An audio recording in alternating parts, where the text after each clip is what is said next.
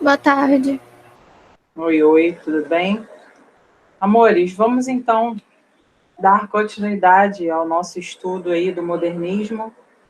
Hoje a gente vai falar um pouco sobre a segunda fase, né, o que a gente chama aí de segunda fase do modernismo no Brasil. E eu quero já começar a passar algumas informações para vocês com relação a que a gente chama de segunda fase, né? A gente divide, né, já vai anotando aí, que a gente divide a segunda fase do modernismo em lírica e em prosa, tá bom? Então, quando as provas falam a lírica de 1930, na verdade, a gente está querendo falar sobre poesia. E quando as provas falam sobre a prosa de 30, elas estão querendo falar dos romances construídos, né? Então tem aquela diferençazinha que a gente já sabe. Texto inverso é a representação do gênero textual poema, que vai trazer a ideia de poesia lírica. Um texto com enredo, com personagens, com toda uma história, todo um ambiente e aproveitando todo o tamanho da linha, né, escrito ali em prosa de fato, isso vai ser o que a gente vai chamar de prosa modernista. Então, essa segunda fase é dividida dessa maneira, tá? Hoje a gente vai ver, vai conhecer um pouco dessa atmosfera histórica, até porque se eu falo de 30 a 1945, você já ativando seus conhecimentos de história, já consegue perceber que foi um momento muito complexo, né? A gente tem a questão da crise de 29, a gente tem o golpe de 30 com a ascensão do Getúlio Vargas, a gente tem Revolução Constitucionalista em 32, Estado Novo. Então, quer dizer, a gente tem nazifascismo, depois Segunda Guerra. Então, assim, o mundo é extremamente importante que vocês entendam esse cenário, tá? O mundo ele está passando por um momento muito complicado. Alguns artistas, alguns poetas, na verdade, eles vão se focar mais nessa questão da guerra e tudo mais, do conflito. Outros não vão tanto. Porém, há sempre uma menção, há sempre uma relação, porque é impossível viver um momento de crise e não se deixar levar minimamente pelo que está acontecendo. Tá? Então, é importante que a gente entenda que as produções desse momento são produções que mostram o eu poético abalado, o eu poético tentando entender qual é o seu lugar no mundo, o que ele pode fazer para contribuir para a sociedade, e muitas vezes se enxerga sem esperança, porque você imagina, né, diante de tanta crise, já tinha passado a Primeira Guerra, já estava na iminência da Segunda, então, quer dizer, tudo isso vai mexer com o ser humano, né? E aí você fala assim, já, então você está querendo dizer que se por acaso hoje a gente estivesse analisando o nosso movimento literário, o nosso momento literário, isso significa que o fato de a gente estar passando por uma pandemia influenciaria pessoas e o modo como elas escrevem? Óbvio, com toda certeza. Então, se a gente entende que o contexto era um contexto complexo, a gente consegue também visualizar que, cara, faz todo sentido eu tentar compreender por que os caras estão se manifestando da maneira como eles estão se manifestando. Quando a gente cria, e aí isso é importante, é muito importante que eu vou falar agora, quando a gente cria uma relação entre as fases do modernismo, obviamente, eu só vou falar da primeira, porque foi a que eu ensinei para vocês, e eu estou ensinando a segunda agora. Quando a gente cria assim um olhar para as duas fases do modernismo, a gente consegue perceber que essa segunda fase do modernismo, ela vai atingir o que a gente chama de maioridade. O que a gente pode entender por maioridade aí? Essa metáfora que eu estou usando seria o quê? Na verdade, quando a gente pensa que a poesia atingiu a maioridade, é porque, na realidade, gente, como eu já expliquei para vocês, na primeira fase, assim como toda primeira fase, você quer chocar, você quer fazer barulho, você quer chamar atenção. E era muito o objetivo do Oswald e do Mário de Andrade, querer chamar atenção com os movimentos, com as revistas, para querer mostrar que aqui no Brasil a gente precisa fazer uma poesia genuinamente nossa. Agora que o mundo está se transformando, a poesia ela não pode ser uma poesia de enfrentamento dos europeus, por exemplo, como era no primeiro momento. Não pode ser uma poesia que vai ficar apenas colocando o povo brasileiro em voga a todo momento. Não pode ser, cara. A gente está vivendo uma questão histórica importantíssima. Então, eu digo que agora a poesia modernista atingiu uma maioridade justamente porque ela vai ser uma poesia mais politizada. Ela vai ser uma poesia mais consciente, menos agressiva. Vocês entendem quando eu digo isso? Sim ou não?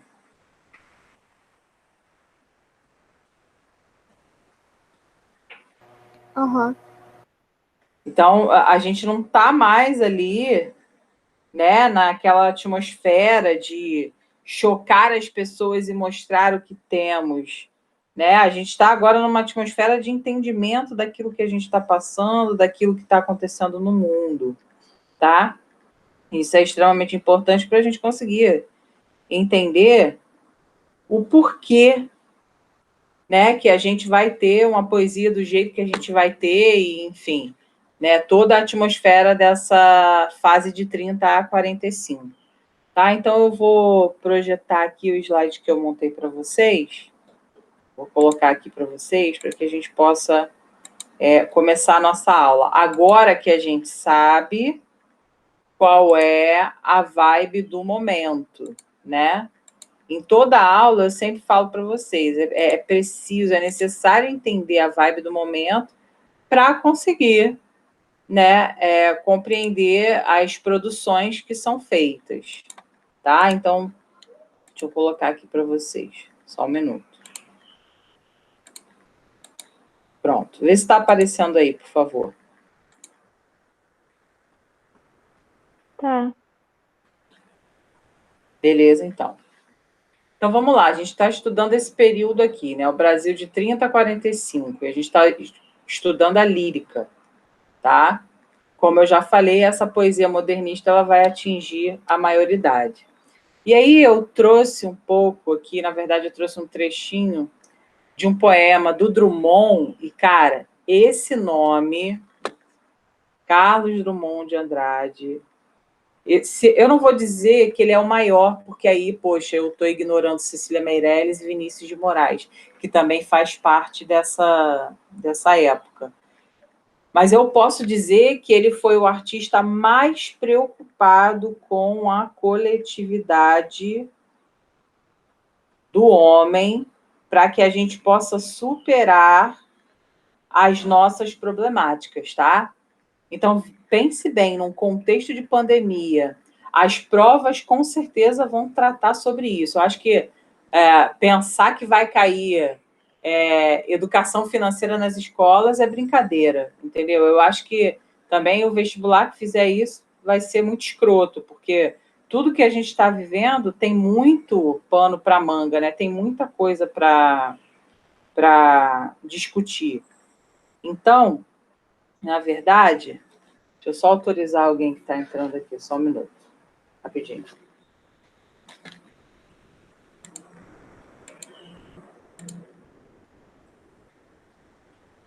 Oi, Milena, bom dia, chega mais. Vamos lá. Então, quando a gente pensa... vocês estão vendo o slide já? Está aparecendo já? Aham. Beleza. Então, quando a gente pensa, né,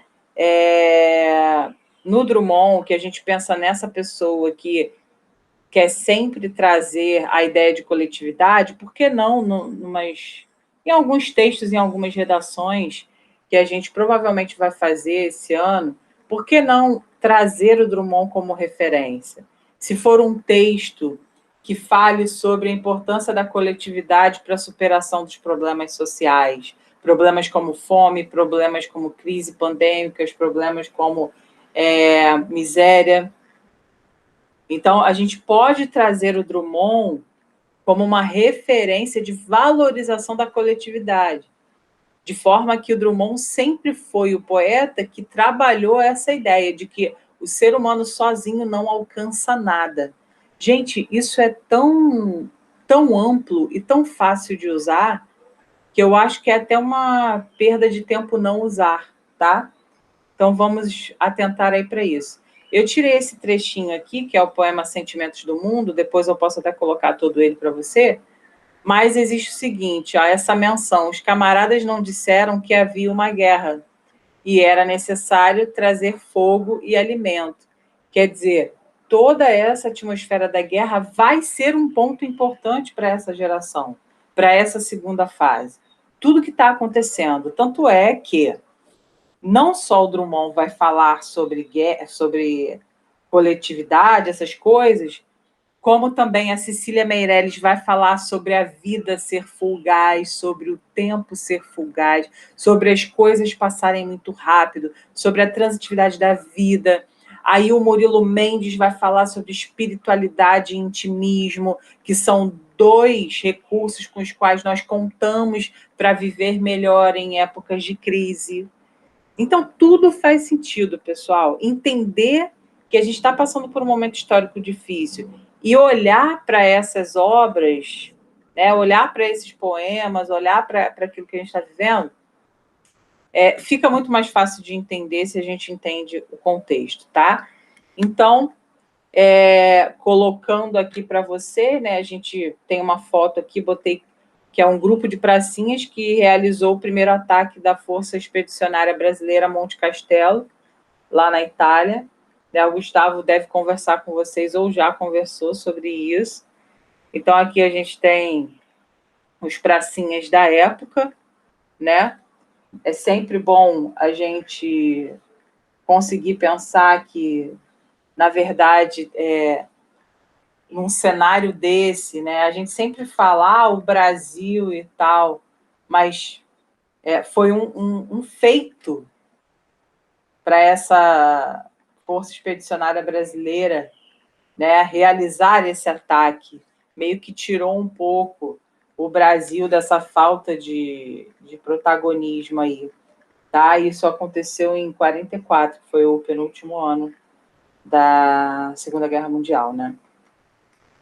E aqui, quando a gente entra praticamente nas nossas esferas mesmo, né? Nas artes brasileiras, o que foi feito aqui, né? O que representa?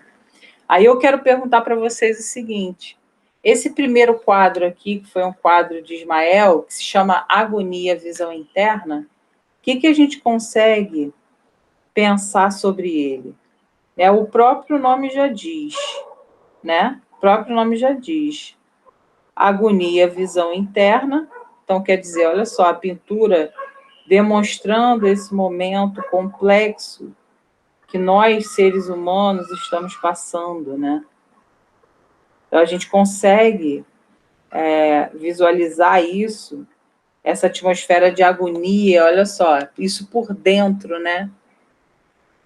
Uma mão aqui tentando acalentar essa pessoa com as cores fortes, a gente percebe aqui as cores fortes representando o nosso sistema, né?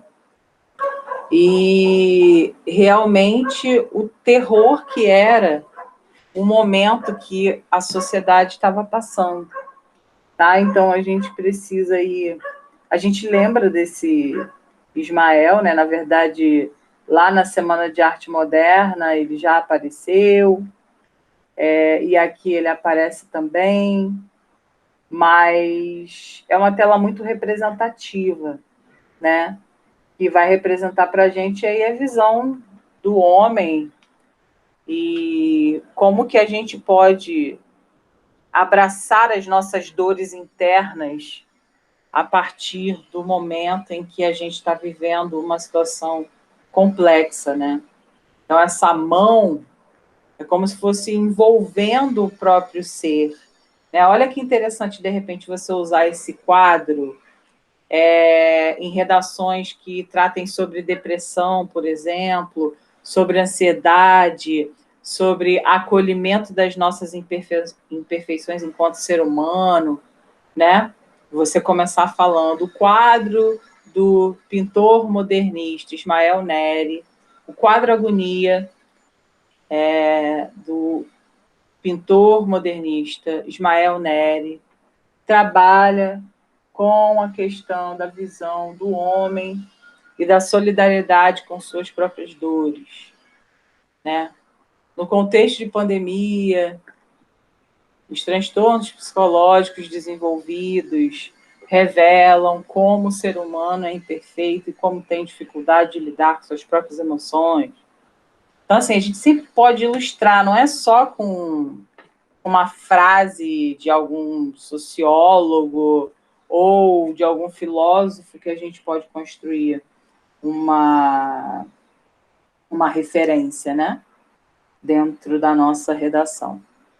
E esse segundo aqui, a gente tem esse segundo quadro aqui, que é muito, muito, muito conhecido, que é o quadro Operários, né, de Tarsila, do Amaral. Esse quadro já cansou de cair no Enem, né, aparece muito. E aí a gente sabe que, né, nesse tempo, né, nessa década, as décadas ali entre 30 e 40, elas foram muito marcadas pelos momentos de definição política, né? Então, a questão da extrema-direita, a questão do surgimento da esquerda. Então, fala-se muito ali, a gente está muito no âmbito de luta social, né? Luta social pelos menos favorecidos.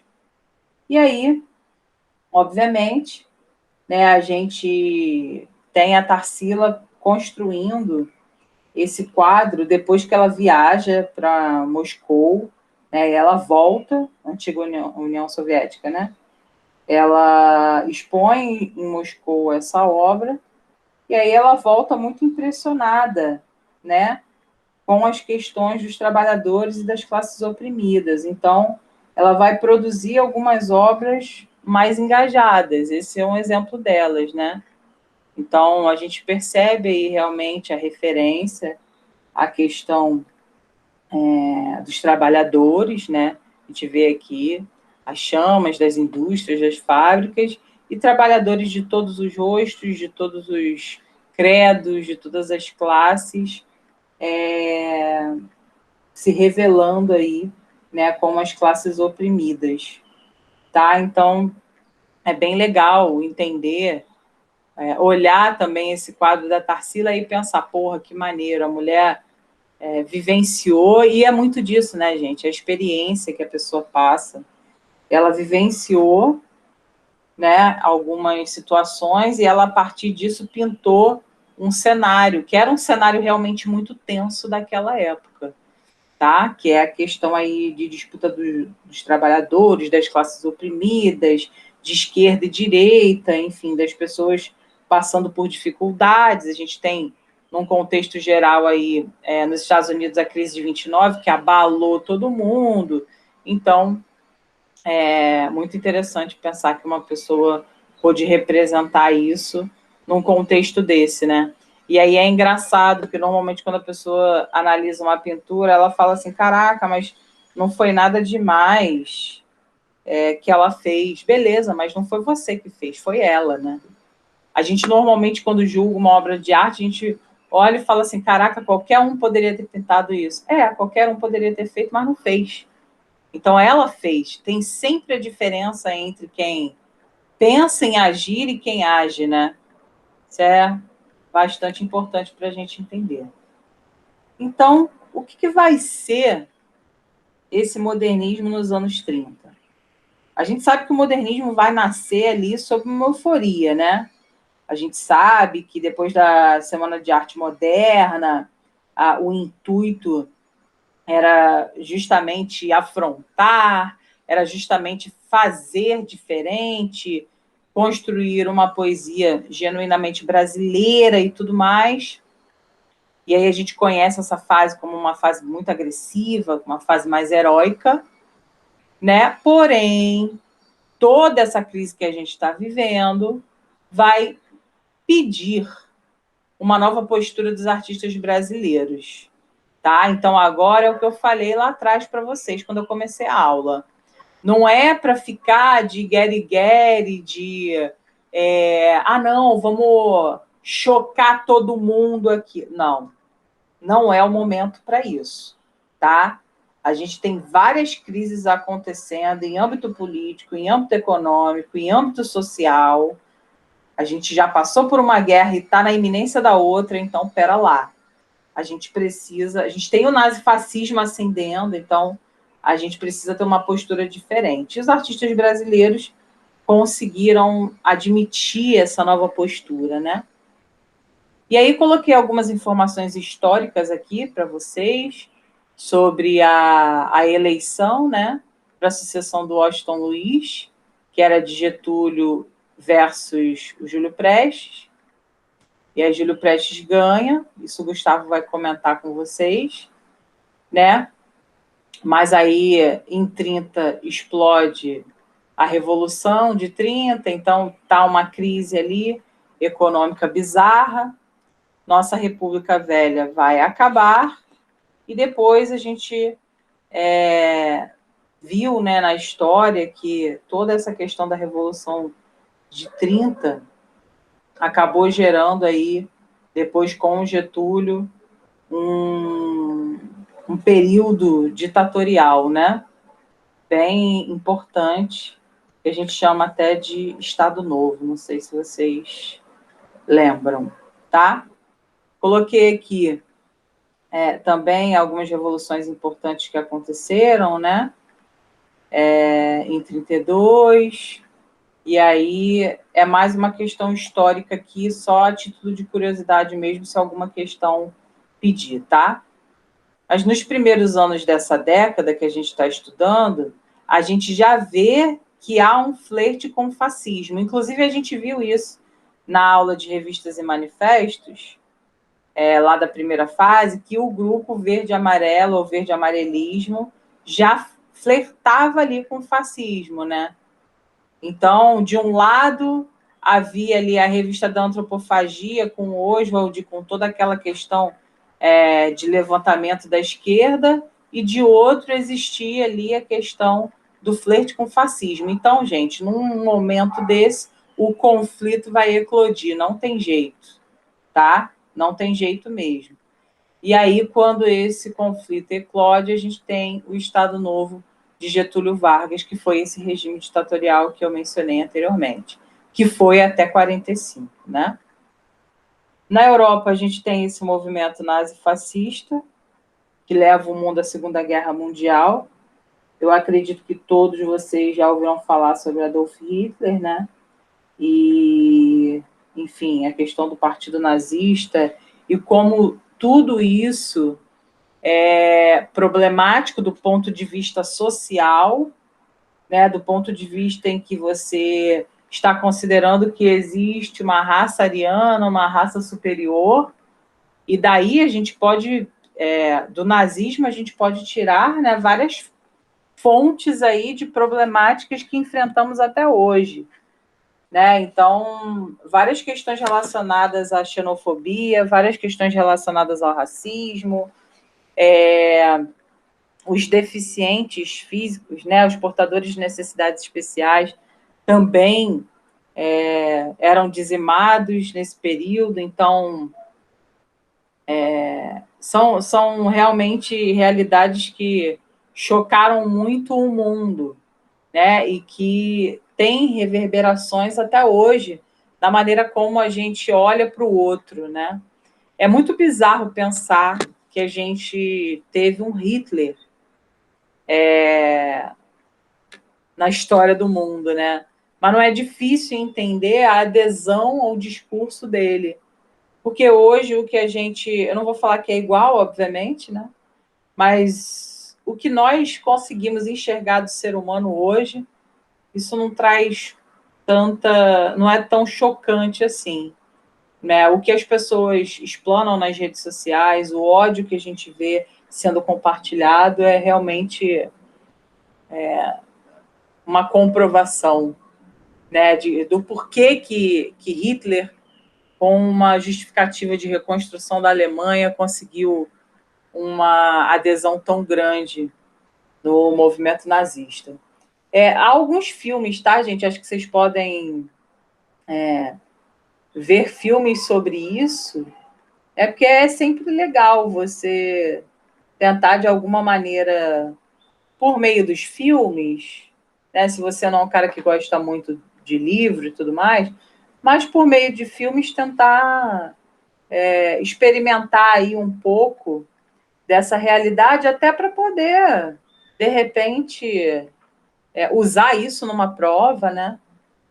O filme Olga, não sei se vocês já viram. Já viram esse filme, Olga?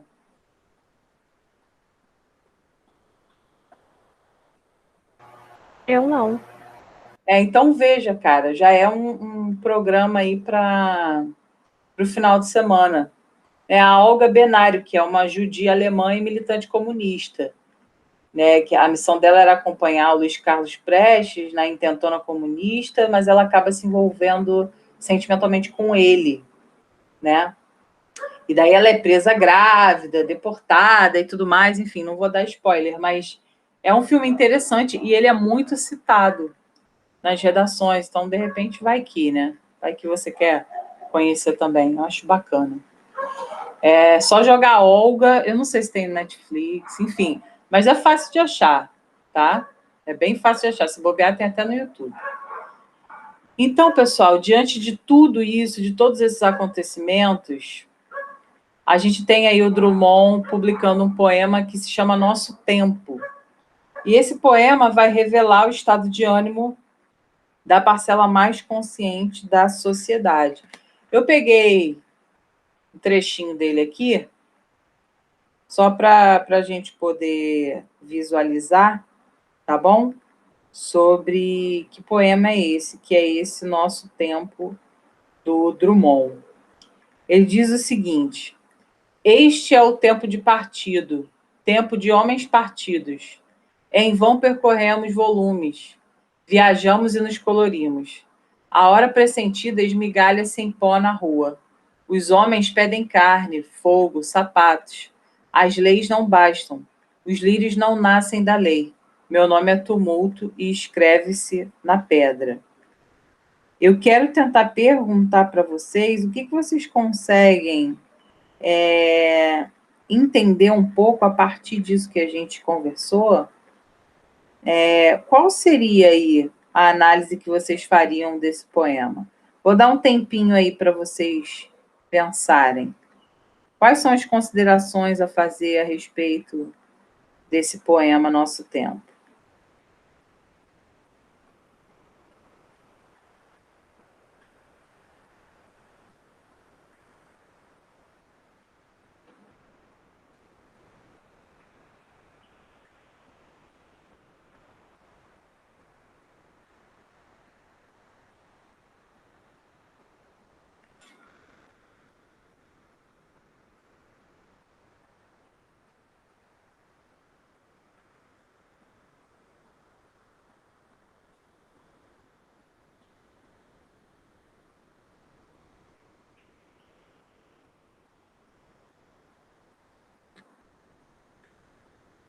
Pensaram?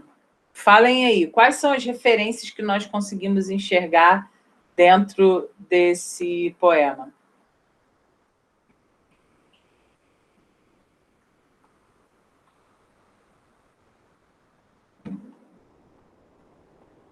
A gente consegue enxergar alguma coisa que está acontecendo no mundo naquele momento? Sim ou não? Em que parte a gente consegue ver isso? Parece que ele tá falando de uma guerra, né? Primeiro, eu acho que a referência aqui política é muito forte, né? Este é tempo de partido. A gente tem aí partido de esquerda e partido de direita muito dessa época, e os conflitos a partir dessa dinâmica de esquerda e direita. Então, já existe aí uma referência meio que histórica, né? E aí ele fala tempo de homens partidos.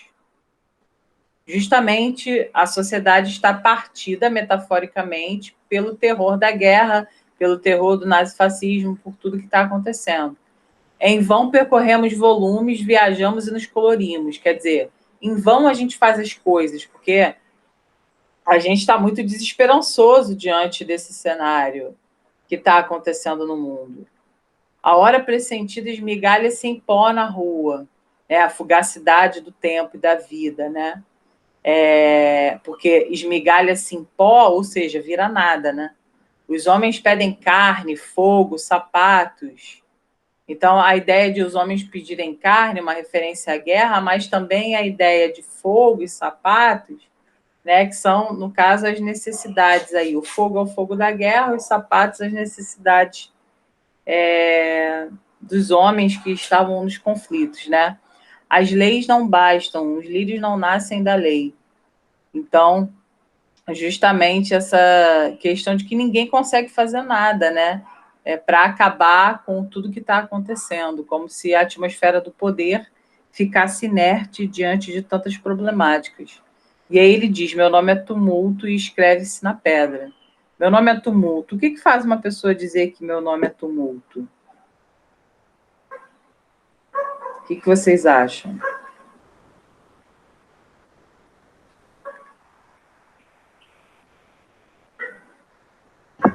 Não sabe definir o que ela de fato é e o que sente? Exatamente, né? Ele está em crise, ele não sabe definir o que ele está sentindo, ele só está vivendo uma confusão muito grande e ele não sabe como sair disso. E esse é o nosso tempo, né? Veja, a gente tem aqui uma menção, o próprio nome, nosso tempo, né? Trazendo aí a ideia de que o que a gente está passando está fazendo uma grande confusão dentro de nós, né? Então, esse trechinho aí, tirei um trechinho, ele é maior, tá, gente? Mas eu tirei um trechinho aqui só para a gente conseguir visualizar esses aspectos culturais, históricos, políticos, tá? Que podem ser notados aqui. E aí, quando a gente pensa em características, quais são as características importantes para a gente conseguir analisar as questões que a gente precisa analisar? Acho que o primeiro ponto que a gente pode pensar, e aí, nesse caso, eu vou até destacar para você, o primeiro ponto que a gente pode pensar é justamente essa ideia do amadurecimento. Eu acho que isso aqui é fundamental para a gente conseguir perceber essa evolução que a gente tem, né, desde a primeira fase. Eu não estou dizendo aqui que o que a gente fez na primeira fase, na fase de 22, foi deixado para trás. Não estou falando isso. Mas eu acredito que a influência de tudo que aconteceu mexeu com esse homem desse tempo, né? Para que ele produzisse artisticamente questões muito diferentes das primeiras produções. As primeiras produções, que são as produções desse tempo aqui, de 1922, elas lidam com o enfrentamento, com a agressividade. Esse segundo momento já é um momento mais reflexivo, tá? Então, acho importante a gente pensar nessa ideia aqui de amadurecimento. A gente tem ainda o culto ao verso livre, né? Então, o verso livre ainda vai ser uma realidade, e a poesia sintética também. Então, não vamos experimentar verborragias, né? É claro que, dependendo de quem você for ler, é claro que, de repente, você vai experimentar, de repente, uma pessoa que se manifeste de uma maneira mais... Como é que eu posso dizer? Às vezes, de uma maneira mais alongada do que outra pessoa. né, do que outro artista, mas a ideia de se fazer entender com poucas palavras ainda aparece, tá? E o cultivo aí do verso livre vai se manter, né? A gente entende sempre o verso livre como um verso irregular, como um verso que não tem métrica, né? Que não tem contagens de sílabas poéticas, enfim, denotando aí uma liberdade maior para quem escreve, tá? Na temática que a gente tem o grande boom, né? A gente tem um boom que é o questionamento da própria realidade, de uma maneira mais vigorosa. O artista vai passar a se questionar como indivíduo e como artista, tá? Qual é o meu lugar no mundo? Esse é o ponto. Qual é o meu lugar no mundo? Eu, enquanto artista, qual é a minha função nessa terra? O que eu posso fazer com a minha arte para poder mudar o mundo, mudar a realidade em que estamos vivendo? Isso é muito importante dessa fase, porque é um olhar para si mesmo, mas não um olhar semelhante àquele olhar lá da segunda fase do romantismo, que era um olhar de sofrimento, que era um olhar de morte, de evasão dos problemas, de negação dos problemas, de pessimismo e tudo mais. Não é um olhar nesse sentido. É um olhar para o próprio eu, de modo a entender que eu sou frágil. Eu sou frágil, mas eu, enquanto artista, eu posso me questionar e eu posso tentar fazer alguma coisa de bom para toda a sociedade, para tirar a sociedade, por meio da minha arte, desse lugar horrível que a gente está passando. Então é muito interessante essa segunda fase, essa poesia dos anos de 30, porque ela vai passar a olhar para o próprio, os artistas, no caso, né, os escritores, vão olhar para o próprio trabalho como uma maneira de refletir sobre como eles podem alterar a realidade por meio da arte daquele momento difícil. Né? Então, obviamente, quando você passa a refletir sobre o que você produz, você tem uma produção muito mais reflexiva, você tem uma literatura muito mais construtiva, muito mais politizada, que não quer e não pode se afastar das profundas transformações ocorridas nesse período. Veja, eu não quero praticar o negacionismo. Eu não quero negar aquilo que eu estou vivendo. Eu quero compreender essas transformações e poder, por meio da arte, trazer um alento para o povo que está sofrendo, que está passando por uma questão complexa enquanto humanidade. Todo mundo, tá? Todo mundo está vivendo isso. E aí, obviamente, de tantas reflexões que você faz sobre o seu estar no mundo, né? Sobre o porquê do seu papel aqui, é óbvio que toda essa esfera vai remeter aí para a questão da espiritualidade, para a questão do intimismo, de você olhar para si mesmo, de você se entender qual é a minha meta aqui, qual é a minha função. Agora uma pergunta, pessoal, vocês nunca pararam para se perguntar isso? Vocês nunca pararam para pensar assim, cara, qual é o meu objetivo nesse mundo? Eu vim para essa vida aqui para quê? O que eu tenho, ou o que eu ainda vou ter, ou o que eu vou desenvolver que eu posso levar isso para as demais pessoas? Qual é a minha função? Vocês já se questionaram assim, tipo, caraca, para que eu existo?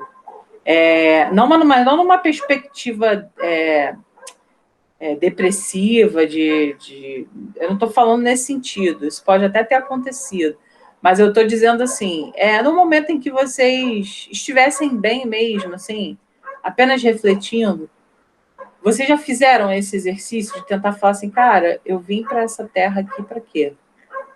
Tipo, eu tenho uma missão aqui nessa terra, qual será que é a minha? Eu acho que quando você exerce a sua profissão, quando você descobre para que você veio a esse mundo, eu acho que é um momento em que você tem essa resposta muito evidente. Mas, no geral, é sempre um exercício legal para a gente, né? A gente pensa assim, cara, eu quero ser médica, eu quero ser médico, beleza. Mas eu quero ser médico por quê? Qual a intenção que eu tenho? Eu quero ser um pesquisador? Eu já tive alunos do JLMed já falando sobre isso. Eu quero ser médico porque eu quero descobrir a cura do câncer, ou eu quero descobrir a cura da AIDS, ou eu quero descobrir a cura de alguma doença. Ou, eu quero ser médico, eu quero ser cirurgião plástico porque eu quero devolver a vida e a autoestima para uma pessoa. Vocês já pararam para pensar, assim, o que vocês... Qual é a razão, qual é o intuito de vocês aqui na Terra? Isso é um grande aprendizado, isso é uma grande reflexão que você pode fazer aí tomando a sua água, o seu vinho, a sua cerveja, não importa. Mas é importante que você pense sobre isso, porque a gente vai se conhecendo, né? Hoje você pode, de repente, falar assim, mas já, eu não tenho nada, não consegui entrar para a faculdade ainda, então ainda não consigo me entender quanto a isso. Mas você já pode ter sonhos, né? Você já tem uma ideia daquilo que você quer ser e da contribuição que você quer trazer para o mundo. Então, é bem legal, assim, eu acho que ajuda bastante a gente, assim, a manter o nosso foco e a manter os nossos objetivos, né? Quando a gente entende por que a gente está aqui. Então, com relação a essa questão da lírica que a gente está estudando, a gente consegue visualizar que é um tempo aí de novas definições, né? Que é um tempo em que a gente vai se aprofundar nas relações entre o eu e o mundo, mesmo que a gente, enquanto poeta, nessa época, entenda que a gente é frágil, né? A gente tanto é frágil que a gente não conseguiu evitar a Primeira Guerra e não conseguiu evitar a Segunda. Então, existe sim uma fragilidade que deve ser acolhida, né? Lembre-se sempre que a vulnerabilidade é uma potência, então, se reconhecer enquanto frágil e se reconhecer enquanto uma pessoa que quer se entender diante do mundo, é você dar um passo à frente, é você avançar aí diante de um cenário tão complexo quanto esse que a gente consegue perceber aqui, tá? Então, esse eu poético, e por que eu falo eu poético? Eu falo eu poético porque a gente está lidando com poesia aqui, né, meus amores? A gente está falando de poesia. Então, é natural que o eu poético que apareça para você seja um eu poético reflexivo de sua fragilidade, do seu estar no mundo, de sua função, tá? E aí, obviamente, vai depender de cada um dos poetas, porque cada um vai ter uma abordagem reflexiva, sim, mas diferente, né? Porque cada um tem o seu jeito de escrever. Mas, amores, me digam uma coisa. Estou viajando muito ou você está conseguindo entender? Bota aí no chat para mim. Me diz se você está conseguindo compreender. Eu não acho que seja uma viagem, mas eu acho que seja, assim, uma imersão dentro desse cenário tão complexo que o mundo viveu naquele momento. Então, vocês estão conseguindo entender o que eu estou falando, a importância de a gente... Porque, veja bem, a cada fase que a gente estuda, a gente precisa meio que se inserir naquele cenário, para a gente conseguir entender como que os caras pensavam. Né? Aí tu fala assim, já, pô, eu entendia quando o Machado de Assis criticava a sociedade. Por quê? Porque a sociedade em que a gente vive agora É uma sociedade realmente muito falsa, uma sociedade em que não há verdade nas ações. Ok, mas calma aí. Quando a gente está conversando agora sobre modernismo segunda fase, que é uma fase em que a gente passa por problemas em escala mundial, é também a fase que você está vivendo. Então, você também é capaz de se deslocar para esse lugar para conseguir visualizar como que esse artista pensava, né? Como que ele conseguia manifestar as suas emoções e os seus sentimentos por meio da poesia, diante de um cenário meio que caótico, né, gente? Mas tá dando para entender essa discussão? Tá tudo bem? Nara falou, tá tudo bem, não tá viajando não. Então, beleza. Se tiver muito viagem, aí você fala, tá? Milena falou, tô pensativa, mas tô entendendo. Ótimo. Esteja pensativa, é esse o objetivo, tá? Tudo bem, Tainá? Tudo bem, Giovana? Tudo bem, Caio? Tudo bem, Sara? Sara, você que é a mais viajante, que você se autodenomina a mais viajante. Você está conseguindo entender, está conseguindo acompanhar a atmosfera? O Caio é ótimo, ele fala que tudo bem por enquanto, né? Ele não sabe qual é a pica que vai surgir ainda, então ele fala tudo bem por enquanto. Sensacional. Muito bom. Beleza. Beleza, então. Show de bola. Então vamos seguir aí o baile? Vamos seguir o baile. Agora, nós propriamente vamos falar um pouco aqui dos principais poetas, né? Porque, assim, de repente, numa prova, a gente conhece o poeta, mas a gente não conhece o poema. Só que pelo próprio fato de a gente conhecer o poeta e compreender que ele faz parte de um determinado momento ali, pô, a gente já consegue, né, tentar administrar aí um pensamento para responder a questão. Então, a gente tem aqui o Drummond. Vocês já viram o Drummond? Sabe onde o Drummond está? Drummond está lá na Avenida Atlântica. Não sei se vocês já viram. O Drummond está lá perto do Forte de Copacabana. Se vocês não foram, né, a esse lugar, eu recomendo, obviamente, com toda a segurança, obviamente, depois da quarentena, do isolamento social, eu super recomendo que você visite. Tem a Colombo ali e tem... Giovana, me ajuda aí, você que mora lá. Eu esqueci o nome do outro restaurante que tem ali no Forte de Copacabana. Bota aí no chat para os seus amigos visualizarem. Eu esqueci o nome. Tem a Colombo, né? Que é a confeitaria Colombo, que todo mundo conhece. E tem um outro restaurante ali que tem um super café da manhã também maravilhoso. Recomendo muito, é um local bem agradável para se tomar café da manhã. Mas não vá por agora, porque com certeza as pessoas acham que tudo já acabou e deve estar lotado. Mas realmente ali, perto dali, tem o Drummond, sentadinho, né? E muitas vezes já até arrancaram os óculos dele, né? Não sei se vocês já acompanharam isso, mas da estátua que tem dele ali, em Copacabana. Quando você estiver em Copacabana, atente para isso, que aí você vai conseguir entender o que eu estou falando. Eu já tive o prazer de pegar uma carta, eu acho que meus alunos antigos até sabem disso, eu já tive o prazer de pegar uma carta escrita por Drummond. Eu tive uma aluna na Tijuca, que a mãe dela, o pai dela era amigo do Drummond. Olha só isso. E aí eu estava dando aula de literatura para ela, aí ela pegou e falou, pô, já você sabe que tem uma carta do Drummond lá em casa.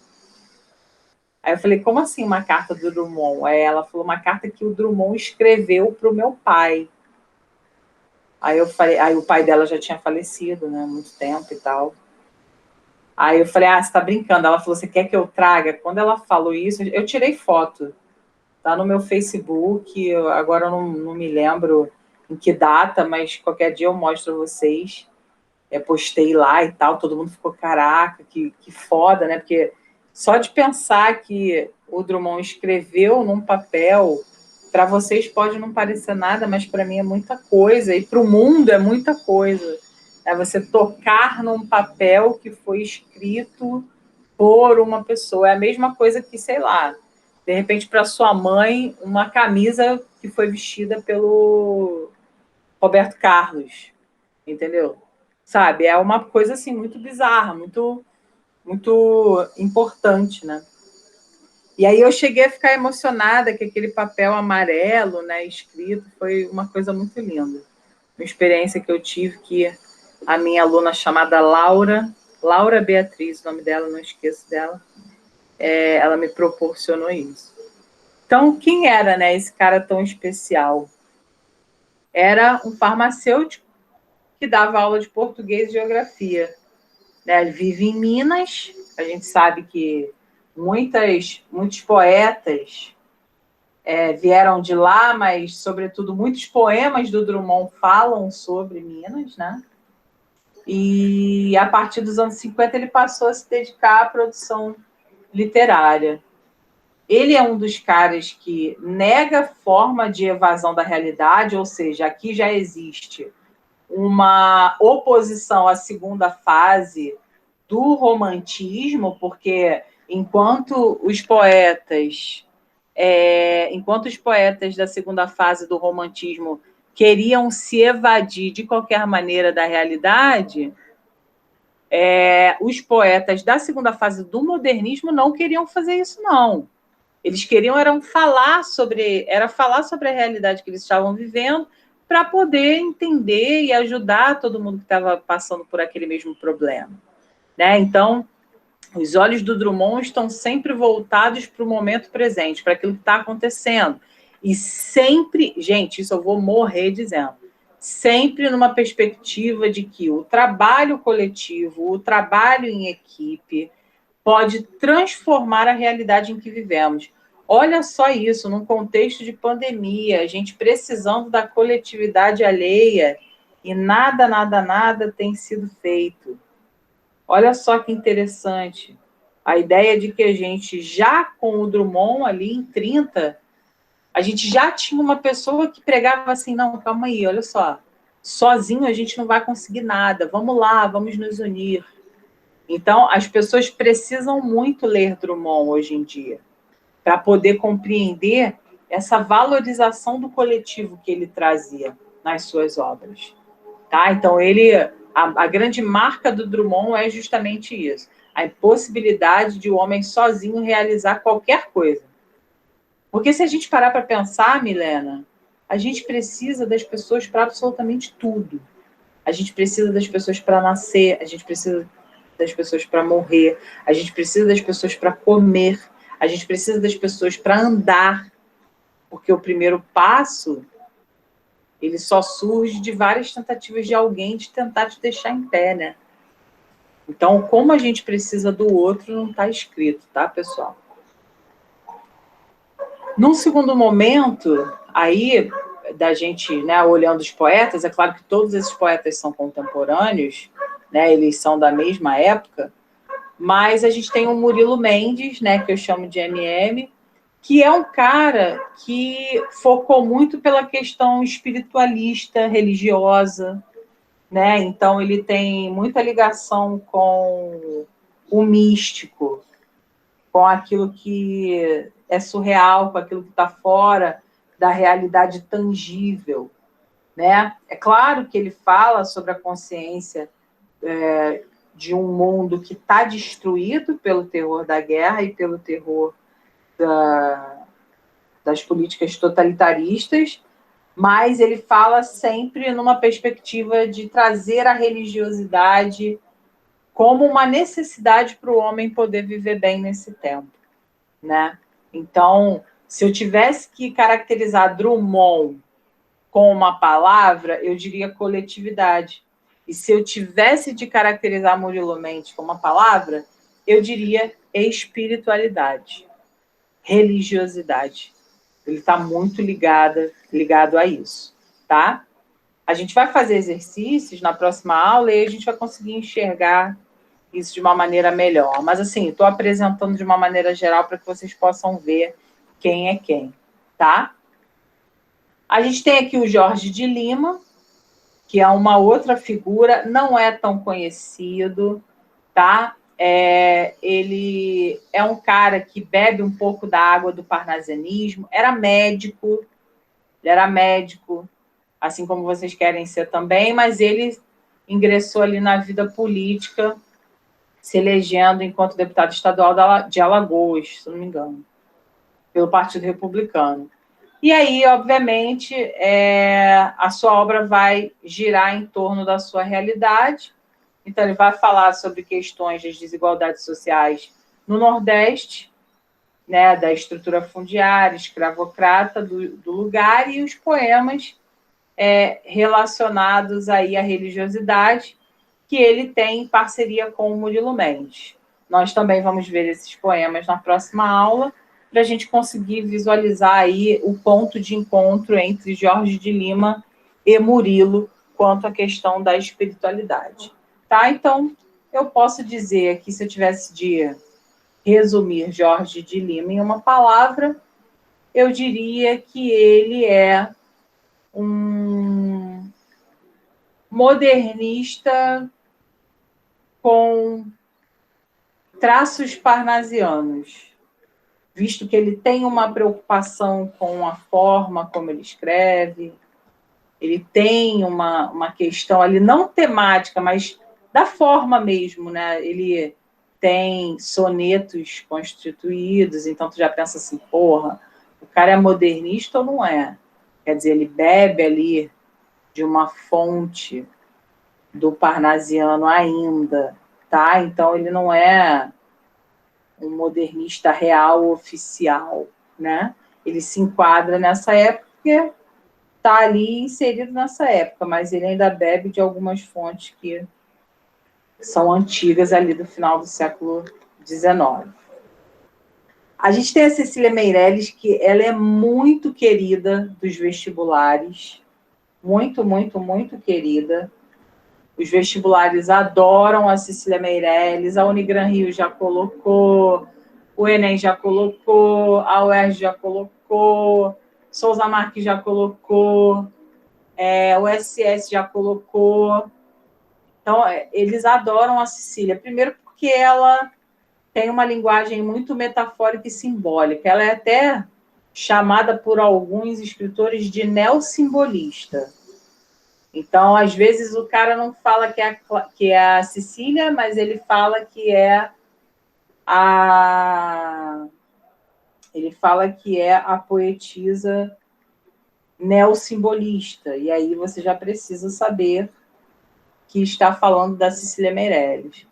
Ela tem uma questão muito bacana, que é a questão do apelo sensorial, então a gente vai perceber nas obras dela essa questão das sensações exploradas pelo tocar na pele, né? Pelo sentir-se. Ela tem muito isso, ela tem muito marcado esse aspecto das sensações. Eu não sei se vocês já entraram em contato com esse poema, mas eu lembro dele, porque ele é um poema bem legal, que se chama Retrato, da Cecília Meirelles. Eu não sei se vocês já ouviram falar. Eu vou falar algumas frases dele, e aí vocês me digam se vocês já ouviram falar ou não. Vocês já leram algo que dizia algo do tipo: eu não tinha esse rosto de hoje, assim calmo, assim triste, assim magro? Vocês lembram dessa poesia? Nem estes olhos vazios, nem o lábio amargo. Eu não tinha essas mãos sem força, tão paradas e frias e mortas. Vocês lembram disso? Ela fala depois: eu não dei por esta mudança. Em que espelho ficou perdida a minha face? Vocês lembram de já ter lido isso? Em algum lugar? Diz aí.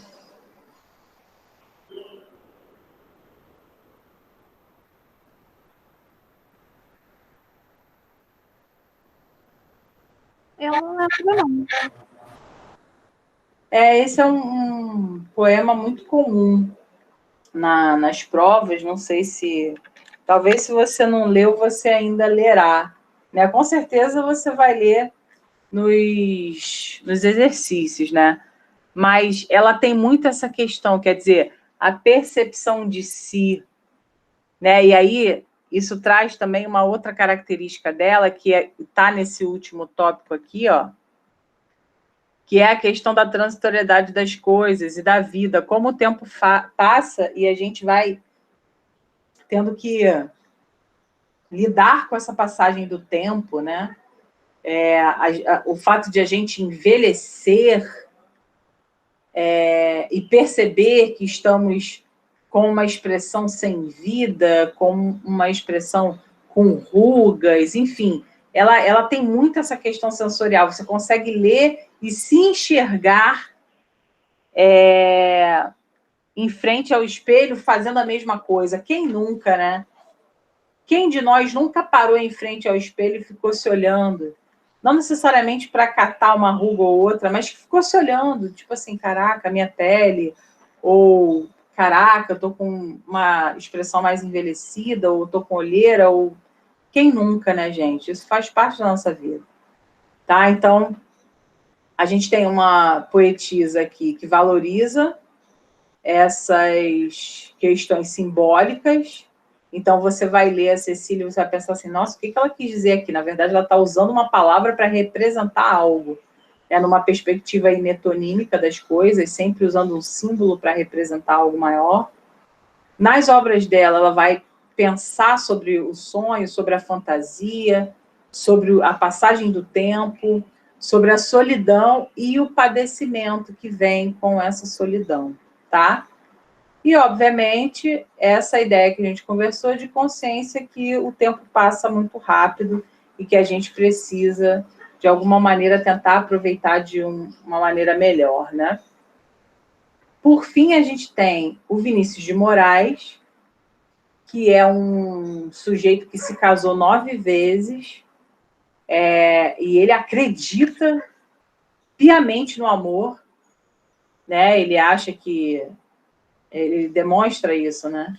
Nas produções dele, ele acha que o amor é a válvula propulsora do mundo, o amor em todas as suas esferas, não só um amor romântico, um amor idealizado, mas também o amor da pegação, o amor da putaria, o amor do sexo, o amor, a paixão. Então, ele é um cara muito... Ele era muito boêmio, né, gente? Ele era muito boêmio. Então, meio que a vida dele era o ideal que ele achava que tinha de representar nas suas produções, nas suas publicações.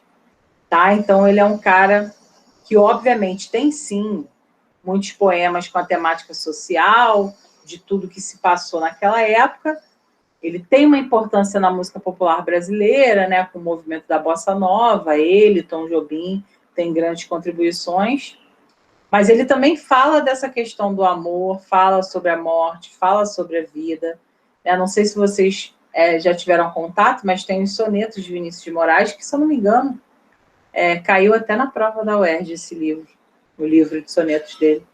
Não sei se foi ano passado ou ano retrasado, mas ele tem várias publicações que falam sobre o amor em todas as esferas, falam sobre os problemas sociais em todas as esferas, mas principalmente essa preocupação dele quanto ao homem que pode deixar de existir. Qual é a finalidade do homem aqui? Por que a gente desmata tanto? Por que a gente faz tão mal ao próximo? Qual vai ser o destino desse homem? O destino do homem que tem esses comportamentos. Ele é muito preocupado com isso. Em várias obras a gente consegue perceber Tá? Então, quando a Jajá bota aqui esse slide com essas características, a Jajá, na verdade, quer destacar coisas que já foram gabaritos, né? Coisas que já foram perguntadas e respondidas dessa forma.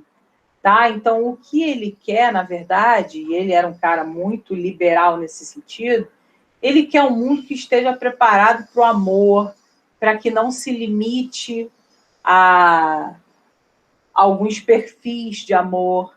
Ele quer um mundo sem pressão, ele quer um mundo sem humilhação social, ele quer um mundo mais justo, assim como todos aqueles artistas da época, tá? Que também queriam um mundo mais equilibrado, um mundo mais justo, tanto politicamente quanto economicamente, visto que a gente estava saindo aí de uma crise pesada, que foi o resquício da crise lá nos Estados Unidos, que atingiu a todos os países, tá?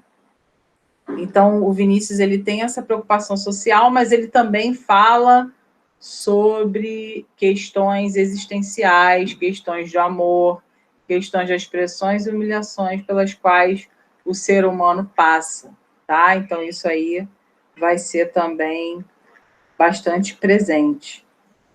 Para fechar a nossa aula, eu coloquei aqui, a gente vai, na verdade, analisar isso, né, em outro momento, de uma maneira mais profunda, mas só para vocês poderem relembrar, porque eu acredito que vocês já tenham visto esse poema, né, que é, na verdade, A Rosa de Hiroshima, que é uma das grandes poesias aí do Drummond, e obviamente a gente está querendo fazer uma referência, né, à Segunda Guerra Mundial.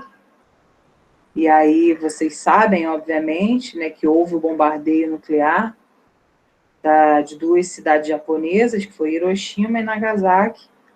Então, a gente tem aí um contexto histórico que está reverberando aqui na poesia, né?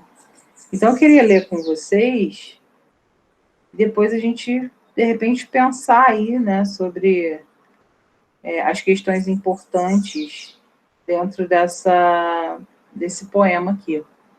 Tá? Então, nós temos: pensem nas crianças mudas, telepáticas, pensem nas meninas cegas, inexatas, pensem nas mulheres rotas, alteradas, pensem nas feridas como rosas cálidas, mas, não se esqueçam da rosa de Hiroshima. A rosa hereditária, a rosa radioativa, estúpida e inválida, a rosa com cirrose, a anti-rosa atômica, sem cor, sem perfume, sem rosa e sem nada. A gente sabe que esse poema foi criado a partir da tragédia, né? E o que a gente consegue visualizar aqui desse poema? Que ele é um grande protesto, né? Ele é um grande protesto. A menção aí, a questão da bomba atômica, né? A questão aí de como que a rosa, né? Veja bem, ele fala a rosa radioativa, olha isso. A rosa radioativa, a rosa estúpida, inválida, com cirrose, anti-rosa, quer dizer, não é mais rosa, porque não vai brotar nada. Não vai brotar nada de um espaço em que você tem uma bomba nuclear explodindo e várias pessoas morrendo, né? Na verdade, essa rosa de Hiroshima aqui remete às consequências horríveis deixadas pela guerra. Então, a gente tem aí dentro desse nível de sentido, né, da rosa de Hiroshima, a gente tem um cenário bem característico que revela esse lado do Vinícius de pensar no social, no contexto em que ele está vivendo. você vai pegar um poema do Vinícius de Moraes para analisar, você vai ler questões sociais, questões do momento, como a gente está lendo agora, que esse claramente se refere à Segunda Guerra, mas você também vai pegar outros poemas dele falando sobre bebida, falando sobre amor, falando sobre liberdade sexual, enfim. Ele é um cara muito... Como é que eu posso dizer? Ele é um cara muito eclético, né? Então, ele vai falar sobre questões importantes, como em Rosa de Hiroshima, mas ele também vai falar sobre beber, sobre voltar bêbado para casa e transar com uma desconhecida. Ele também vai falar da sua crença no amor, né? Dos seus casamentos. Enfim, é um poeta bem completo, assim. Acho que esse aqui é um poema sério dele, mas ele tem vários outros. E aí a gente vai ver alguns outros na próxima aula. Mas eu queria poder apresentar para vocês, né, um pouquinho de cada um, para que na aula que vem a gente possa ir fazer as questões e tentar meio que encaixar a nossa conversa de hoje nas questões aí que vão se apresentar para a gente. Tá bom, meus amores? Tudo tranquilo? Deu para entender um pouco e conhecer um pouco de cada um deles? Fala aí comigo. Deu sim, ficou claro. Tudo bem ou não, pessoal? Pessoal do chat, beleza? Tranquilo, então, pessoal. Eu vou parar por aqui, tá bom? Eu vou parar por aqui e aí vou fazer o levantamento das questões de setembro, porque a sua apostila de literatura de setembro, ela começa na segunda fase. Aí vou ver já o que você pode fazer e vou te passar no grupo, tá? Eu vou só almoçar agora que eu tô azul, de fome, e depois eu vou ver direitinho e passo para que vocês possam fazer as questões. Tá bom? Um beijo gigantesco para vocês e até a próxima aula, tá? Beijo. Beijo.